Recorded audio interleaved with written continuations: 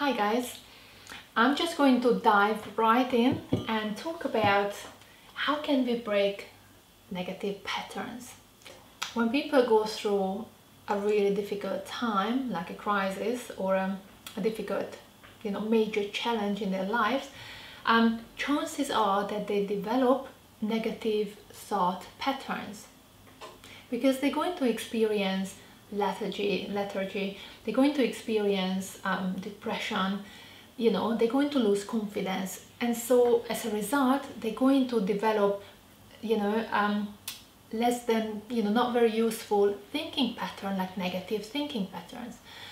And also a crisis can last for years, for some people many years, and during this time sometimes we let ourselves go, which is absolutely kind of normal. We let ourselves go and we develop bad, unwanted, unuseful habits. Is that a word actually, unuseful? Anyway, I mean not very useful habits. Okay, so let's look at how a habit or thinking pattern is formed. So imagine you have a new job.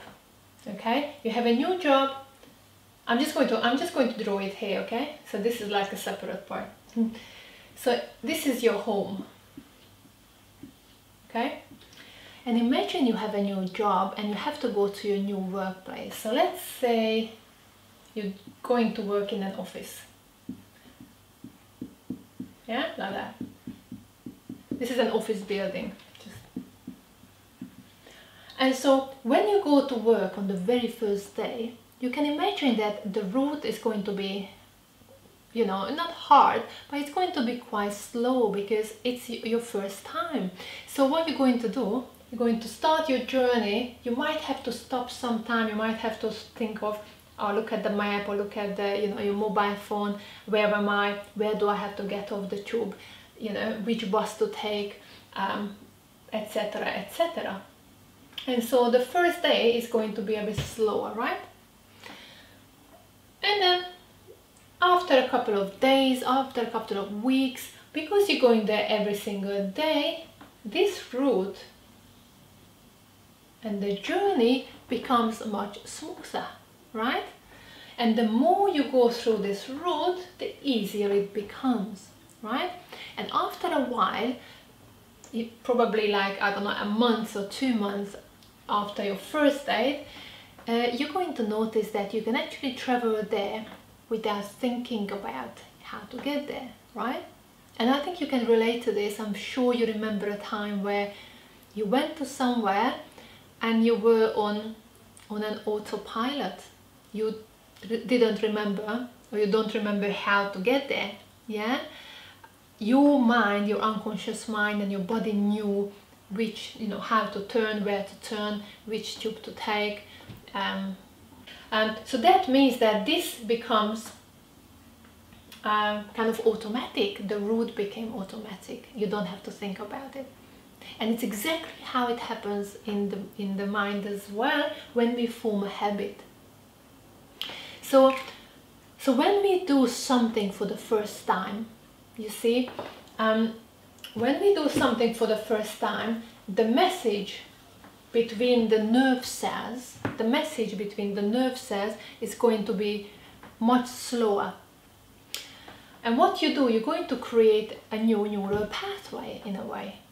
But then when you practice something and you keep doing the same thing again and again and again, what you're doing, you're strengthening that neural pathways, yeah, or pathway.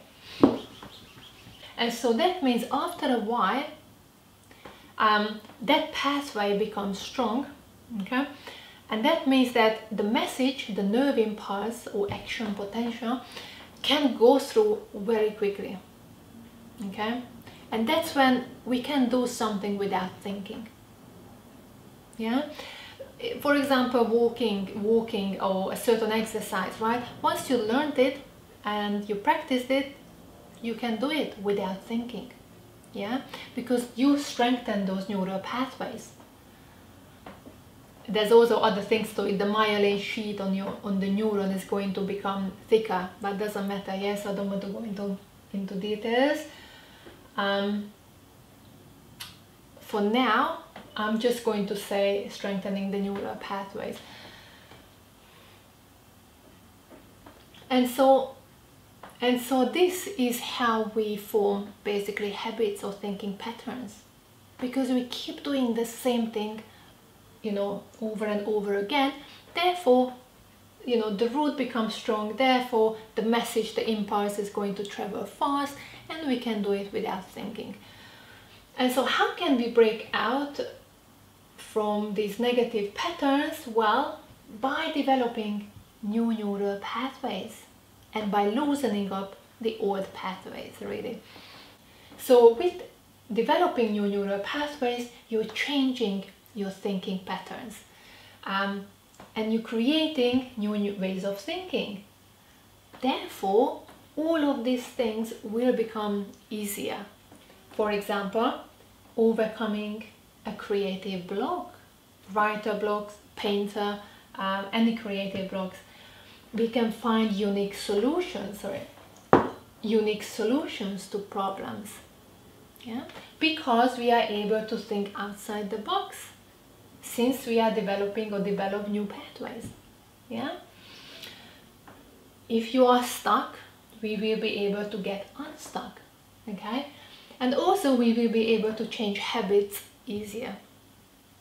Now, obviously, I'm not talking about changing like really serious habits here, like alcohol addiction or gambling addiction or anything like that. You probably need to look for an expert, like a therapist. You need to ask for help, probably. But if you're changing smaller habits, that's absolutely doable by going through this. So when I talked about forming habits, you know, at the beginning, it's very interesting that we don't just form habits like what, you know, we are drinking, what we're eating, how we think, but also we create habits of our movements. So we become habitual of our movements as well. Like you have your own unique way of walking, right? Or your own unique way of, you know, moving your hand or your writing, right? And so we become habitual in our movements as well. And so the solution will come from that fact. Because if you start moving differently, you're going to start developing new neural pathways. You're going to start loosening up the old pathways. So how can you move differently? Basically, you can choose anything. You can choose anything that you habitually do. And for a period of time, I challenge you to do it differently. And if you do that, I'm telling you, you're going to loosen up your old pathways and you're going to create new ones, and it's going to help you to create new ways of thinking and change all this. When I say start to move differently, what do I mean by that? First of all, if you don't dance or if you don't do any exercise, you know, you can start doing some sort of exercise. Anything that you don't do, okay, that you don't currently do, but you start doing it, will change and develop new neural pathways. Or if you always do, for example, weight training, and you always do the same exercises, go into a few classes, do something completely different. Let's start, you know, opening up new connections in your brain. Just do something different. A good one. For a few weeks, why don't you brush your teeth with your left hand? Same thing, yeah? For example, when I was young, like around 18, 20, I found out that in order for me to use my right hand, I have to use my left hemisphere. In order to use my left hand, you know, the command or everything starts from the right hemisphere. And so I started doing exercises and movements that involves both sides. Why? Because I wanted to maximize my brain function. And so I used to play badminton with 2 rackets. And I know it looks ridiculous and people think that, you know, you're nuts. But what it does, it's going to strengthen, you know, the opposite hemisphere, and it's going to help you with full kind of brain, you know, to optimize your brain function. Yeah, so this is one way, again, to develop new neural pathways. It's one way to, you know, start to think outside the box and get unstuck. Reading. Read something that you don't normally read. I just bought a new book now, for example, to read about Roman mythology. Something that is kind of outside of me, you know. I mean, I probably read about it when I was in high school, yeah, but not since then. And so it's a good thing to do sometimes, to read something completely different, because it's going to change your thinking. Yeah, it's going to help you to think outside the box and see unique angles. Yeah. So I definitely suggest to, and be creative. You can come up with your own list, what you can change. Or maybe even start talking to people who you don't normally talk to. Okay? All of these things can help you to change things. Now, this might seem very kind of simple. Yeah, these suggestions might seem very simple, but don't underestimate the power of these things, because everything, you know, it starts from here. So when you start doing something differently, they're going to develop new pathways and going to change things in your life. And especially when it comes to changing habits, which can be quite hard, right? Changing habits. When you manage to change a small habit, yeah, or one habit, it's amazing how it can generalize out onto your kind of whole life and onto other areas in your life. A personal example would be, for example, I recently changed my nutrition habits, yeah. One change I made, I cut out carbohydrates. Yes, of course, I have some carbohydrates from vegetables, you know, like kale, broccoli, you know, cabbage and all that. But that's all. I have no sugar, I have no bread, no pasta, nothing like that. And that was like 6 weeks ago. And oh my God, I feel, first of all, I feel amazing.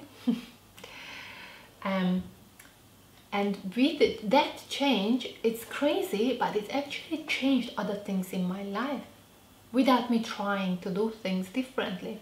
I started to, I changed my cleaning habits. For example, instead of hoovering once in 2 weeks, now I'm hoovering once in like 3-4 days. It's like I become,